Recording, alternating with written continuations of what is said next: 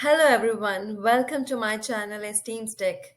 You are watching Artificial Intelligence course and we are working with natural language processing. Let's get started. In this tutorial, we are going to study iterators in Python. Before we move to any other topic in natural language processing in the course Artificial Intelligence, we should know what iterators are. You can see in the lines written here on the Jupyter Notebook, an iterator is an object that contains a countable number of values. An iterator is an object that can be iterated upon, meaning that you can traverse through all the values. For example, like we are going to iterate over a list using a for loop. So in here we have a list fruits. Let's see.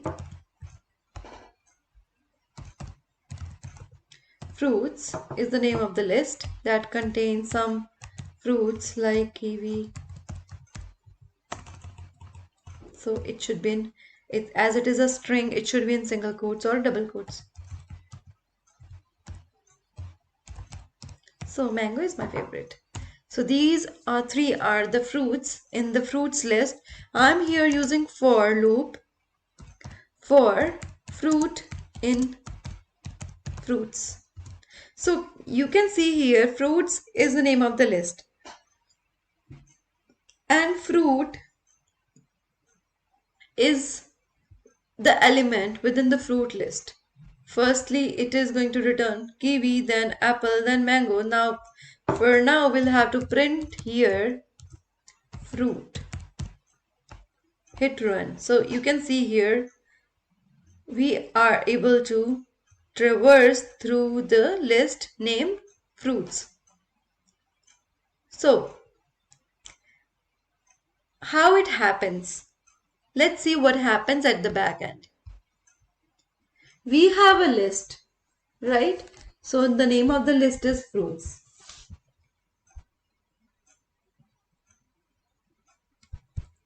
Right? It contains some fruits like mango and apple. Right? Now when we use for loop for some fruit, you can also write here I or J, some anything for I in fruits. So this is same because this is the name of the list. For I in fruits, we have to print I. So what happens when we use for loop and we use the list and the purpose is to traverse through all the elements of the list, what happens is like for I in fruits. So what happens is I becomes, when we traverse through the list, I becomes the first element which is at index 0 in the list. This is index 0, index 1 and index 2. So when it is printed, it again returns to the loop and now it refers to the next element. Like I becomes fruit and the element at index, sorry, it's fruits. So you can see. Okay, so I become fruits 1. Now this is the element at index 1. And next,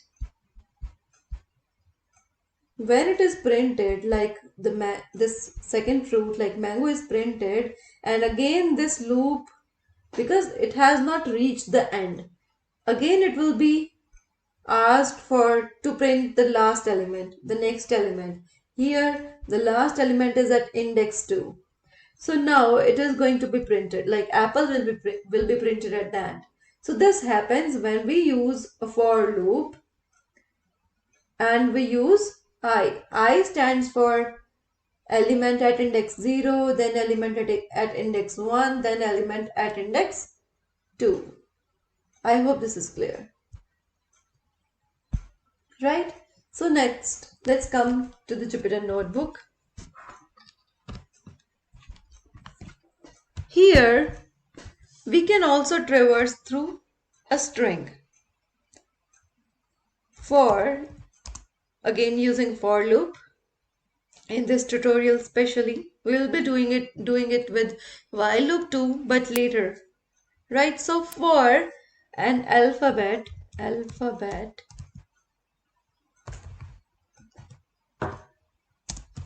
in, the name of the string is esteems tech print. Here we are going to print alphabet, right? So this alphabet will first print this E. This alphabet will print E, then it will go at index 1 because E is at index 0, then S is at index 1, then T is at index 2, index 3, index 4, index 5, and so on, right? So all the alphabets of this string will be printed when you'll hit run. You can see here. You can also put a space and check what happens. It will print a space as well. So I hope this is clear to you. Again, we can iterate over a range object. So now what is range object? Let's see.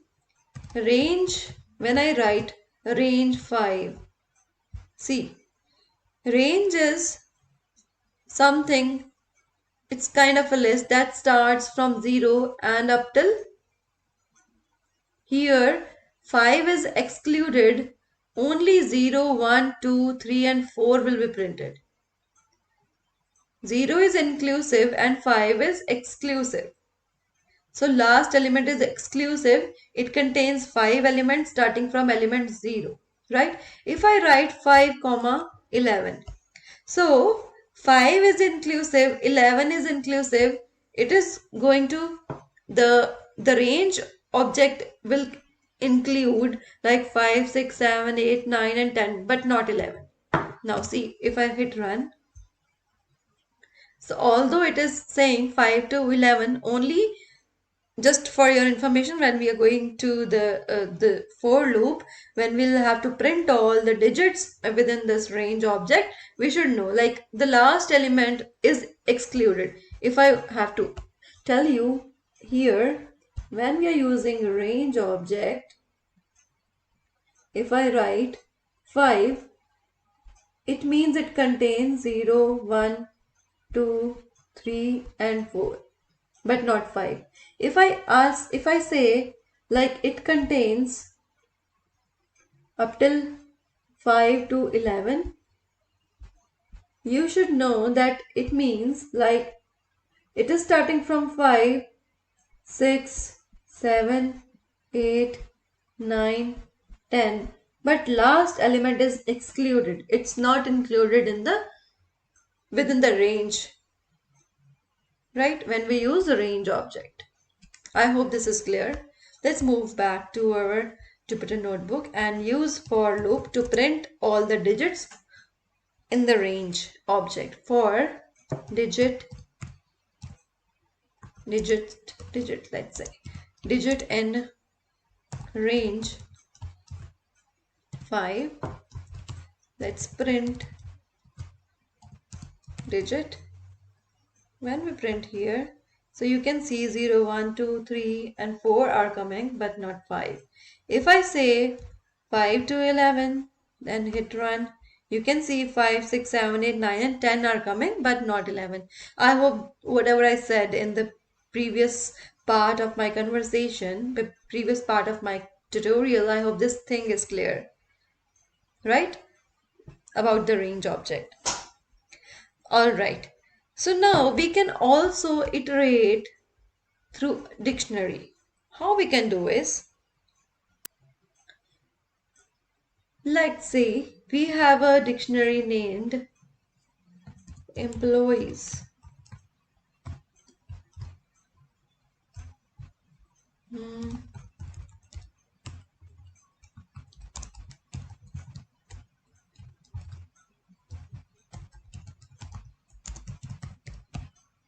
right?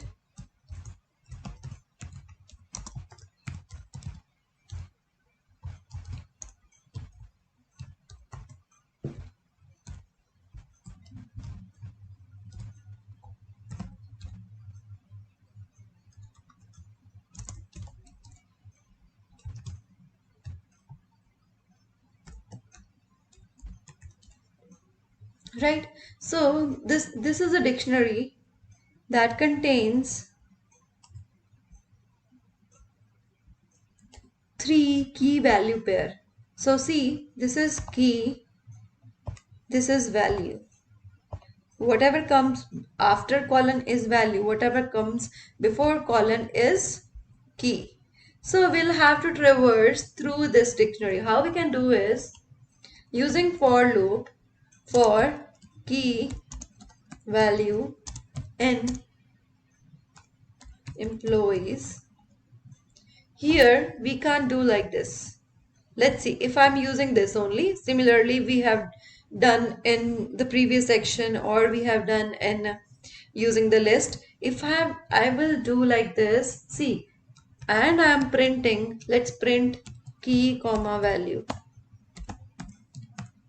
It will not print anything.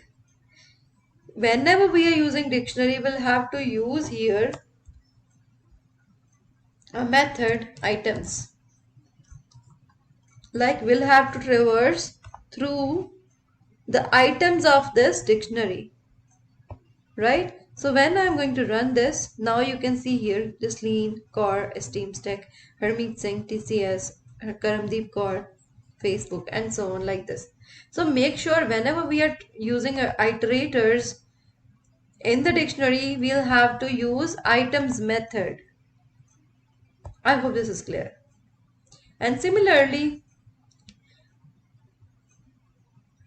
we can iterate over a file connection too.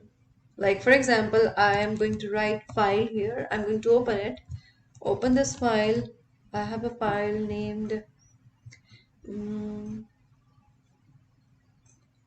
request. Let's check the path.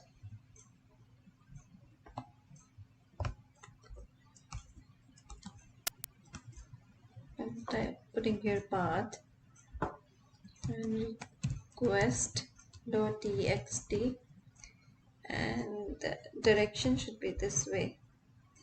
The direction of slash should be this way, right? Now, how we can iterate through the sentences or the paragraphs of this file? We will use here iter method, iter and file inside it, right? I'm using here it equals, right? And here I'll have to use next method, like how I can print, right? I'm iterating through file and I'll have to print what? Using next function, I'll have to print it. It is an iterator. This is an iterator. Then when I'm iterating through the file, I'll be using next method here and using the iterator here. When I hit run, it is printing me the first line of this. Right? Similarly, I can use as many print functions to return the next line. It is going to return again. Next function is returning the next line, or you can say the next paragraph as well. These lines are paragraphs. Only single line I have written in the document. So if I see this one, right? If I change, there are two paragraphs, or we can say, yeah, now we have two paragraphs in this document.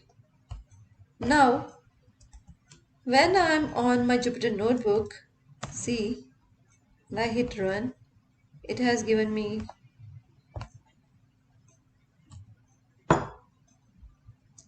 the first paragraph. Then I'm writing here. It has given me the line, empty line. Now this has given me the next paragraph. When I use the next again, now we know there are no more contents in this file. When I hit run, you can see that there is an error coming. Stop iteration, right? So because there are no more contents. Up till this it's fine, right? So now there is a question, what are iterables and what are iterators? Is an object which with an associated iter method, for example, list, dictionary, string, file, these are iterables.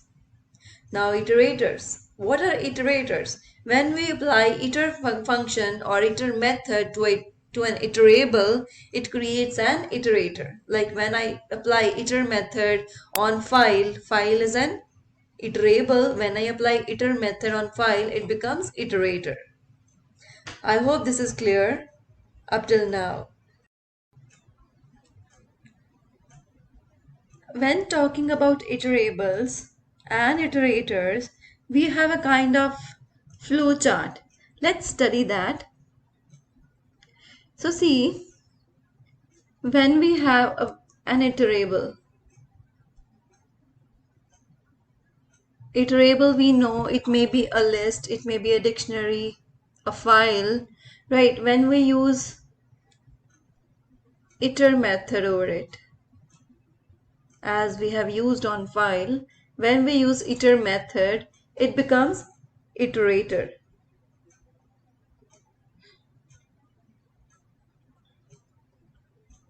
Right?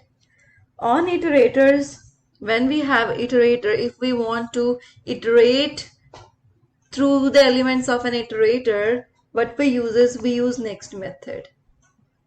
Likewise, we used in the file to access the paragraphs of file. So we broke the whole file into paragraphs. Right? When we use next method, it returns next element. Right? Like if we are again using next element and there are no elements left in that particular iterable, or if I, for example, say if there are no more paragraphs in the file, I would say you will get an error, as we saw in when we were working with file. So when we are again using next function and there are no more paragraphs, it is going to give you an error.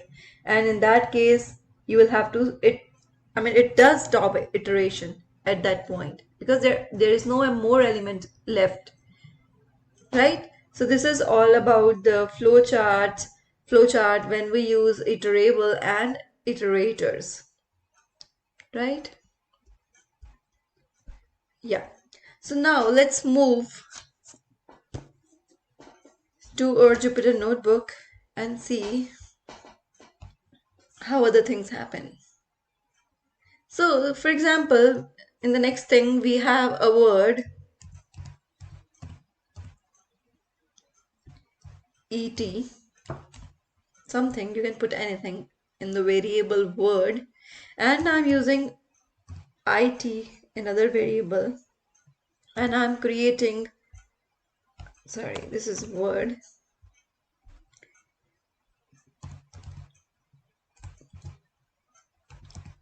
word is iterable, right? And it becomes iterator here as we are using iter method over here. Iterator,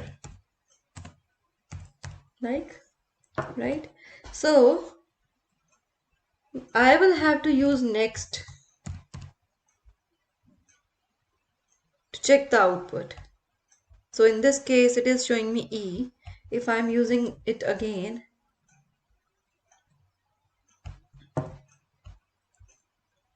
it is showing me T. Again, if I'm using next,